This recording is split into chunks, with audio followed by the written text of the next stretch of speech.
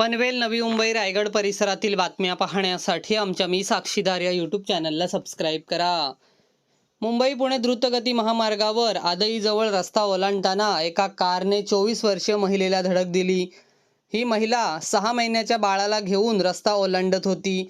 या अपघातात बाळ आणि आई गंभीर जखमी झाले. जखमी बाळाला रुग्णालयात दाखल केले असता 6 महिन्याच्या बाळाचा मृत्यू झाला. या अपघाताची नोंद खांदेश्वर पोलीस ठाण्यात करण्यात आली. 1 मे रोजी सायंकाळी 6च्या सुमारास संकेत बळवंत चव्हाण राहणार अंधेरी हे त्यांचे मालक क्रेटा कार क्रमांक MS02FJ 8548 मधून पुणे मुंबई लेनवरील मिसिंग लिंक उद्घाटन कार्यक्रमावरून मुंबईला जाताना पुणे मुंबई लेनवर आदई गाव नवीन पनवेल या ठिकाणी आले.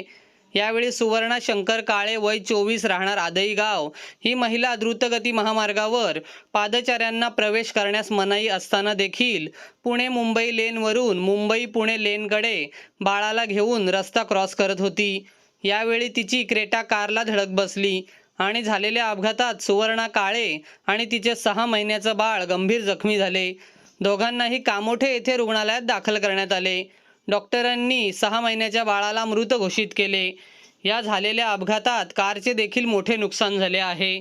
या प्रकरणी खांदेश्वर पोलीस ठाण्यात गुन्हा दाखल करण्यात आला असून पोलीस अधिक तपास करत आहेत.